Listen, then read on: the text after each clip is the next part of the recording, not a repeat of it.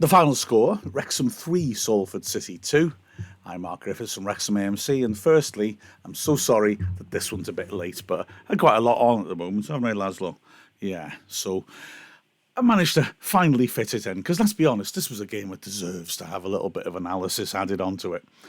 Wrexham lining up against Salford City, having recovered from that Stockport defeat with some really good results, but the full-back injury problems were multiplying, and so Aaron James came in for his first start, his first league match as well, as a right wing back, not his normal position, but he would do himself proud. Wrexham, though, started slowly. We could have been a man up after 5 minutes, and considering our recent issues with red cards, it was maybe a little bit frustrating that we didn't get a decision going our way. Bizarre instant involving ex-Wrexham centre-back Curtis Tilt, who I sort of felt was maybe trying a bit too hard to make an impression against his old team. He got tangled up with Mullin and then just picked him up and body slammed him. Now, it's a red card. It's got to be a red card. I can only say that the officials just must have not seen it. And fair play. If they haven't seen it, they can't give it. But goodness me, he was incredibly lucky not to get a red card for it. But like I said, Wrexham didn't start particularly quickly. Salford were getting the ball down and moving it about, and they got their reward in the 15th minute, although it was a sloppy goal to concede from a set piece. A corner whipped to the far post, and Matt Smith was able to get there ahead of Aaron Hayden, and with a really good, powerful diving header, hit the target. Wrexham struggled to really get the rhythm going. Nearly got a lucky goal in the 21st minute when James McLean hit a corner, which was headed off the line, and also had a glorious opportunity 10 minutes, a couple of minutes later, when Paul Mullin did brilliantly to rob Curtis Tilt. 1-on-1 with the keeper, though. He went for power, got underneath it, and lashed it well over the bar. Wrexham were punished in the 36th minute when it became 2-0. Hayden, rather impetuously attacking the ball at the halfway line, didn't get to it, and John was able to break down the flank, charge forwards into the box, and hit a shot. A great save by Okonkwo, but Lund was there to get to the rebound and tap it home. Wrexham 2-0 down and really not getting things moving at all. It all looked rather worrying. However, crucially, Wrexham would respond immediately.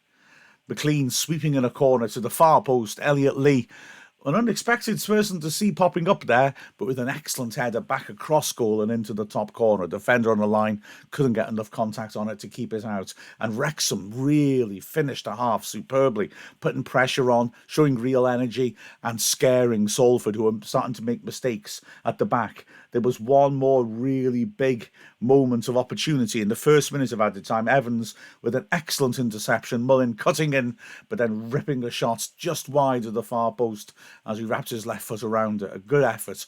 And there were lots of other dangerous moments in the box around that, enough to make Wrexham feel confident coming out for the second half that, there was more to show from them. And it started off well as well. McLean and Lee combining nicely. Mullin attacking the ball in the 6-yard box. Gosh, terribly unlucky. So managed to turn one man, beat another. It was all very tight in there, but a third defender came lunging in and was just about able to poke the ball clear. But then came a big chance for Salford to take a decisive lead. Great burst down the left by Bolton, pulled it back. Mallon, with a great opportunity 15 yards out, punched the ball wide of the right post. A really poor effort. And Wrexham then started to get some pressure on. I wouldn't say it was fluid, and quite frankly, the pitch looked a little bit slow, which didn't help us. But we started to cause problems. Palmer tackled Cairns, the goalkeeper. It could have dropped, if it had dropped the other side of the keeper, Palmer was on the floor, would probably have been able to get up and tap it into an empty net. But as it was, he couldn't, and Cairns was able to recover.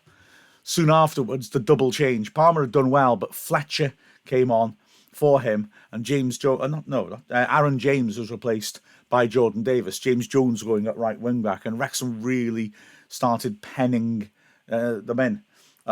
Great ball in, lofted from the left-hand side by Mullen, picked out Hayden, who met it with a powerful header. A brilliant save by Cairns. The ball was going across him. He lunged low to his right, really strong wrist to push the ball away from danger. Really top-class goalkeeping. But the pressure was starting to build up. A minute later, another opportunity. McLean putting in a right-footed cross. Mullen getting up, glancing header. Couldn't quite put the ball on target, though. But Wrexham now were starting to pen them in. Fletcher was lively. Mullen was working well off him. McLean was starting to put some really good delivery in. Another ball in by him. Picked out a Wrexham head. The powerful header downwards, stuff by Davis. Saved well again by the keeper. Sam Dalby comes on for O'Connor to try and change things around a little bit more as we entered the last 10 minutes. And now we've got that familiar back four that Phil Parkinson turns to when we're needing goals, with Mullen playing off two big strikers, and the three of them caused ever so many problems. In the 82nd minute, two huge chances came in the space of a couple of seconds, and maybe both should have been goals. Mullen chipping the ball in from the right side of the box and carried through to Fletcher, one-on-one with the keeper. To be fair, although it was a hell of a chance, I think you got to give the keeper credit again for this one. Fletcher slammed it across him, a tremendous reflex save, sticking out his foot to save it. When it came out, though, McLean pulled it back in. Davis, rising above the defence, 6 yards out, stretching, controlled his header, put it back across goal, and it just scraped the far post. Two massive opportunities. And a couple of minutes later, another pair of massive opportunities coming back to back.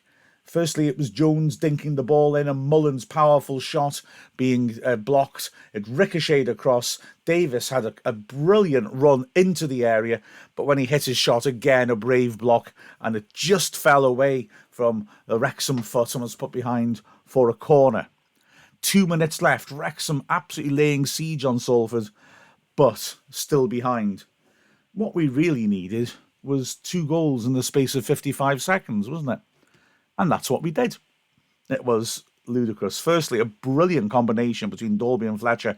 Just the cute little 1-2 through the middle. It's a very tight area, but the touch and weight of pass was perfect. And then Fletcher gloriously latching onto Dalby's return pass. Great vision. Just fed the ball beyond Dalby because somehow he'd seen that Mullen was outside him. Mullen ripped in a tempting cross, and Fletcher hurled himself in at the far post and forced the ball home. Wrexham charged back up the pitch. Salford restarted. Immediately, McLean won a good tackle to win the ball back. Fletcher on the edge of the area worked it wide. Dalby fed in an inviting side-footed cross again. It fell behind Mullen, but Davis was there, had enough sense to steady himself just outside the 6-yard box on the far post and feed the ball home. Incredible. Like I said, 2 goals in 55 seconds, and we turned it all around. How we do it, I don't know, but we do it. There was even time for Salford to possibly pull themselves back, and time for one more Wrexham hero. A cross from the left. Again, the massive Smith towering at the far post, heading it downwards. Perfect header. A fabulous save by Okonkwo. It looked past him, but he lunged down and somehow managed to hold on to it as it was heading into the bottom corner. Smith did nothing wrong. Okonkwo, that was goalkeeping of the highest order. And Wrexham held on for another crazy come from behind late win. Performances, yeah, well, Okonkwo, you couldn't fault him for the goals. He made a good save from one of them and would have been very frustrated to then see the rebound put in, and that save at the end was massive. Hayden had a bit more of an up and down game than you normally expect. He had a couple of little moments, and you could maybe look at him for both the goals. Not glaring errors, but, sort of thing I think normally he'd deal with. But he did some good things as well and was dangerous going forwards. Going across the back four, O'Connell again was rock solid, very impressive. And Tom O'Connor also had a good game, I thought, at left-sided centre-back. So the defence was looking pretty stable.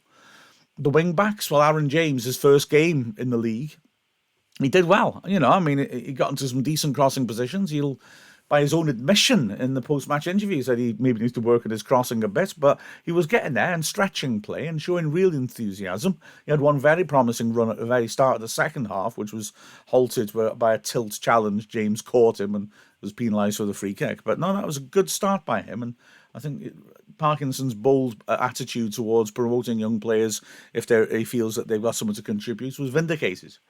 On the left-hand side, to be fair to McLean, he really had a good game. Put a lot of good crosses in. Was combative. There were a couple of times when I thought I felt a little frustrated by his decision making, but goodness me, he was key in our creating of pressure in the last 15 minutes. A number of times he was putting balls in or winning balls back. It was terrific.